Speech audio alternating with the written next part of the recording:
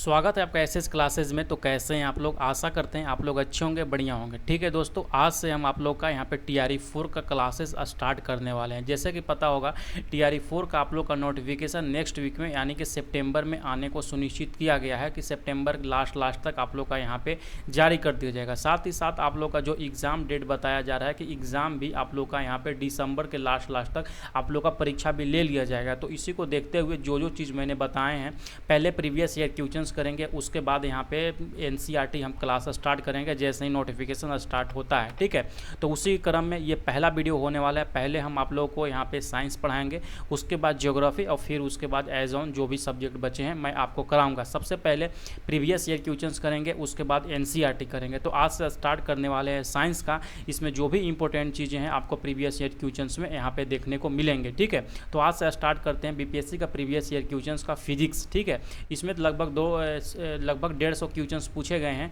2018, 19, 20, 21, 22, 23, 24 सारा कुछ BPSC में। तो उसको पहले देखते हैं, उसके बाद एज ऑन जो भी इंपॉर्टेंट चीज़ें होंगे मैं आपको बताते चलूँगा। ठीक है, तो आज के सेशन का पहला ही सवाल यहाँ पे देखिएगा, पूछा गया है कि निम्न तत्वों में से किस में न्यूट्रॉन नहीं होता है। तो ऑप्शन नंबर में देखिएगा ऑक्सीजन दिया गया है, नाइट्रोजन, तांबा, हाइड्रोजन। तो याद रखिएगा किस में न्यूट्रॉन नहीं होता है, तो वो जो न्यूट्रॉन नहीं होता है वो हाइड्रोजन होता है। ठीक है, याद रखिएगा हाइड्रोजन के यहाँ पे 3 समस्थानिक पाए जाते हैं। कौन कौन? यहाँ पे जो पहला होता है प्रोटियम होता है, फिर ड्यूटेरियम होता है, उसके बाद यहाँ पे ट्राइटियम होता है। ठीक है, जो प्रोटियम में होता है दोस्तों यहाँ पे कोई भी न्यूट्रॉन नहीं पाया जाता है, और जबकि ड्यूटेरियम में यहाँ पे 1 न्यूट्रॉन पाया जाता है, और ट्राइटियम में यहाँ पे 2 न्यूट्रॉन पाया जाता है। ठीक है, जो साधारण हाइड्रोजन बोला जाता है वो बोला जाता है यहाँ पे प्रोटियम को। आप इसको भी आप लोग याद रखिएगा। ठीक है, और हाइड्रोजन का जो यहाँ पे परमाणु क्रमांक होता है वो 1 होता है, आप लोग ये भी याद रखिएगा। ये सारा चीज़ों में से कुछ भी सवाल पूछा जा सकता है, इसीलिए ये सारा का सारा यहाँ पे इंपॉर्टेंट होता है। दूसरा सवाल जो पूछा गया है आपसे, एंगस्ट्रम इकाई है, एंगस्ट्रम किसका इकाई है? तो इजी सवाल है, ये सबको पता होगा। जो एंगस्ट्रम है वो तरंगदैर्घ्य का इकाई है, याद रखिएगा। साथ ही साथ ये भी सवाल पूछा जाता है कि एक एंगस्ट्रम में कितना मीटर होता है। तो याद रखिएगा 1 एंगस्ट्रम बराबर 10⁻⁻10 मीटर होता है, आपको ये भी पता होना चाहिए। दूसरा सवाल जो यहाँ पे तीसरा नंबर क्वेश्चन है कि प्रकाश वर्ष किसकी इकाई है। तो जो ये प्रकाश वर्ष इकाई है ना, ये दूरी का इकाई है, आप लोग याद रखिएगा। और 1 लाइट ईयर में याद रखिएगा ये सवाल पूछा जाता है कितना मीटर होता है। तो 9.46 गुना में 10⁻15 मीटर होता है, ये इतना होता है 1 लाइट ईयर में उसका। ठीक है, तो ये भी सवाल पूछा जाता है कभी कभी, इसलिए आपको भी ये भी जानकारी होना चाहिए। ठीक है, जैसे कि देखिएगा ये 2018 में सवाल फिर से पूछ दिया गया है कि आवृत्ति किससे मापा जाता है। जैसे कि अभी मैंने बताया कि जो आवृत्ति मापा जाता है वो किससे मापा जाता है दोस्तों, वो हर्ट्ज से मापा जाता है। तो ऑप्शन नंबर है बिल्कुल ये राइट आंसर होगा। अब ये भी आपको पता होगा जो मनुष्य के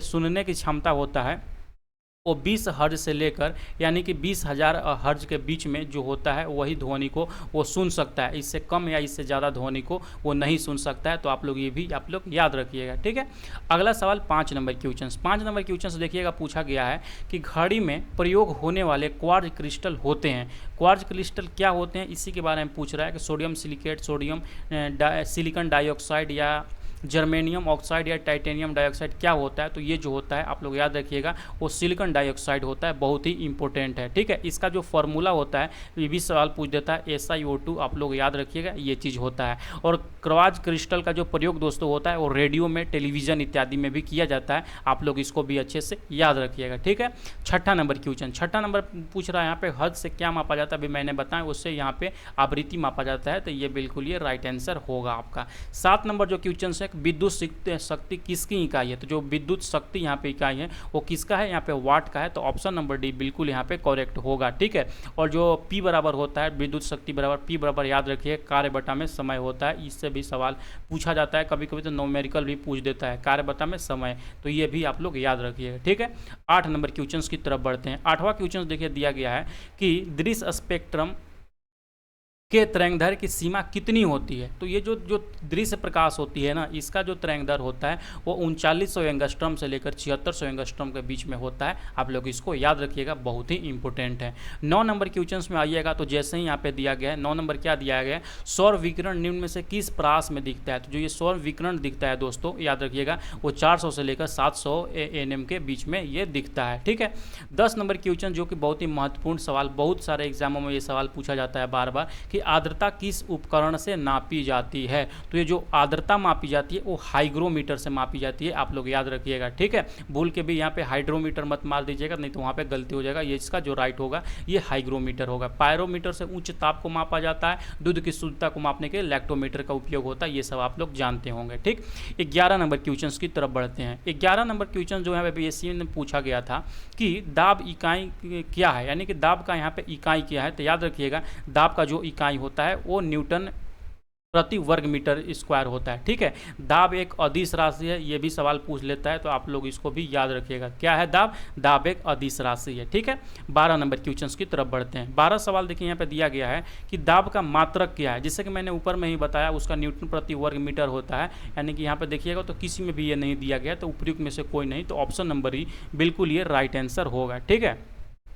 नेक्स्ट सवाल 13 नंबर क्वेश्चन की तरफ बढ़ते हैं। 13 नंबर क्वेश्चन में जैसे ही आइएगा आपसे पूछा गया है निम्नलिखित में से कौन एक अदिश राशि है। मैंने अभी तुरंत बताया कि दाब जो है एक अदिश राशि है, बाकी जो ये बल हो गए, वेग हो गए, त्वरण हो गए, ये सब सदिश राशि होंगे। सदिश राशि उसको बोलते हैं जिसमें परिमाण और दिशा दोनों होती है, और अदिश राशि जिसमें केवल वहाँ पे परिमाण हो, उसका पता ही नहीं चलेगा किस दिशा में काम हो रहा है नहीं हो रहा है, तो वो एक अदिश राशि होती है। आपको ये चीज़ सारा पता होगा शायद, ठीक है। 15 नंबर क्वेश्चन की तरफ बढ़ते हैं। 15 नंबर क्वेश्चन आइएगा दे रहा है कौन सा कथन सही है।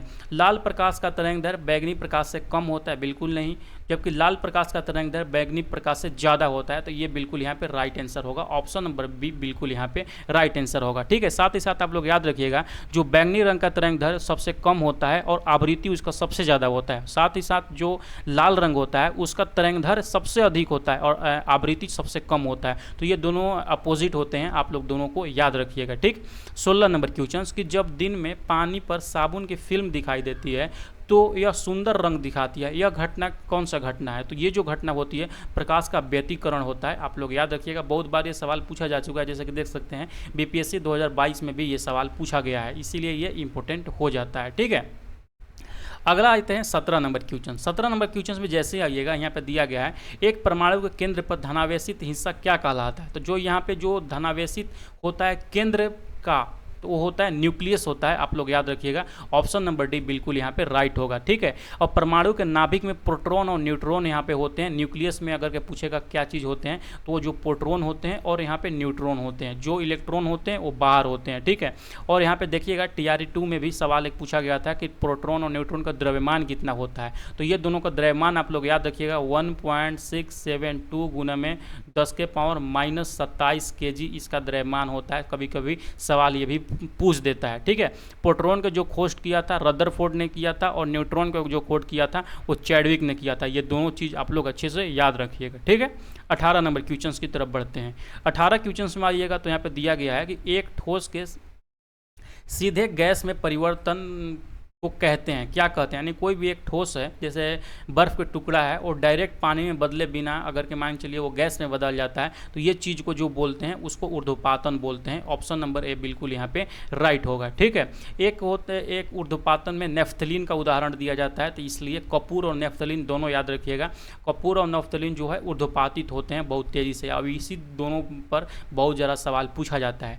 19वां नंबर सवाल देखिए। 19 नंबर सवाल पूछ रहा है कि वह ताप बिंदु जिस पर ठोस, द्रव और गैसीय अवस्था एक साथ रह सकती हैं उसे क्या कहते हैं। तो याद रखिएगा दोस्तों, उसको जो बोला जाता है उसको त्रिक बिंदु बोला जाता है, तो बिल्कुल यहाँ पे राइट आंसर है। और ये जो सवाल पूछा गया था बीपीएससी 2022 में ये सवाल पूछा जा चुका है, ठीक है।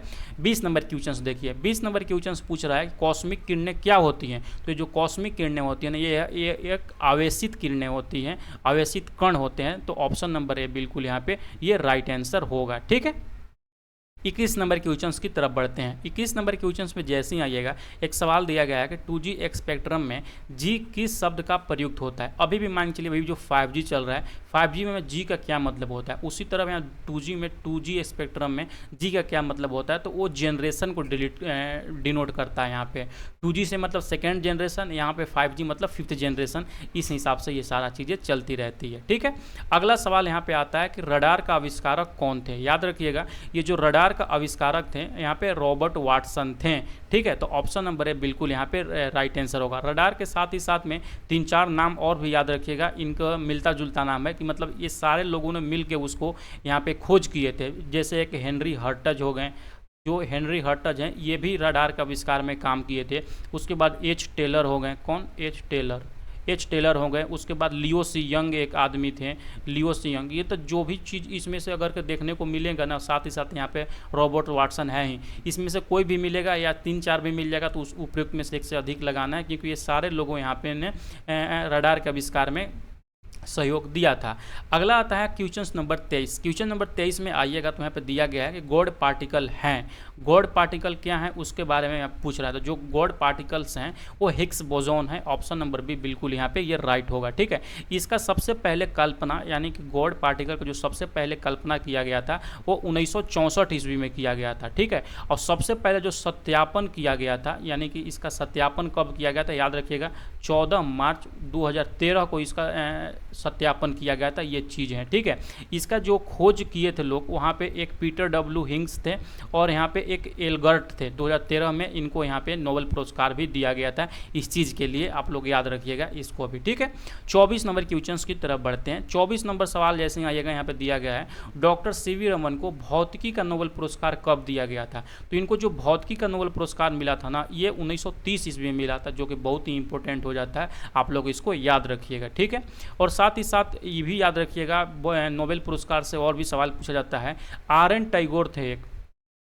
आर.एन. टैगोर को यहाँ पे साहित्य के क्षेत्र में सबसे पहली बार 1913 ईस्वी में इनको नोबेल पुरस्कार मिला था, ठीक है। और हरिगोविंद खुराना का जो यहाँ पे मिला हुआ था, याद रखिएगा 1968 ईस्वी में यहाँ पे नोबेल पुरस्कार चिकित्सा के क्षेत्र में यहाँ पे मिला था। तो ये जो सारा सवाल है ये सब नोबेल पुरस्कार का सवाल पूछा जाता है, इसीलिए आपके जहन में ये सवाल होना चाहिए, ठीक है।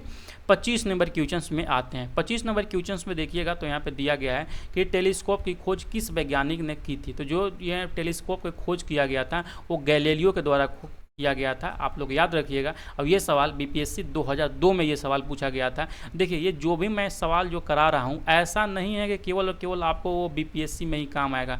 आप भारत का कोई भी परीक्षा दीजिएगा, ये सब सवाल आपको देखने को मिलेंगे ही मिलेंगे। इसीलिए ये जो सीरीज मैं स्टार्ट किया हूँ बहुत ही इंपॉर्टेंट हो जाते हैं, ठीक है। तो आज के लिए 25 क्वेश्चन ही रखते हैं, बाकी डेली का डेली 25-30 क्वेश्चन जो भी होते हैं मैं अभी स्टार्ट करता हूँ, ठीक है। जैसे ही एक बार नोटिफिकेशन यहाँ पर रिलीज हो जाएंगी, उसके बाद इस संख्या को 25, 50, 100 तक भी ले जाएंगे। और डेली का करके जो भी मैंने आपको चीज़ बताए हैं, एनसीईआरटी, बीपीएससी का प्रीवियस ईयर क्वेश्चंस और जनरल पेपर के लिए सब कुछ मैं यहाँ पे यूट्यूब पर फ्री ऑफ कॉस्ट कराने वाला हूँ, ठीक है। चलिए मिलते हैं नेक्स्ट वीडियो के साथ में। पढ़ते रहिए, मुस्कुराते रहिए, बाय बाय।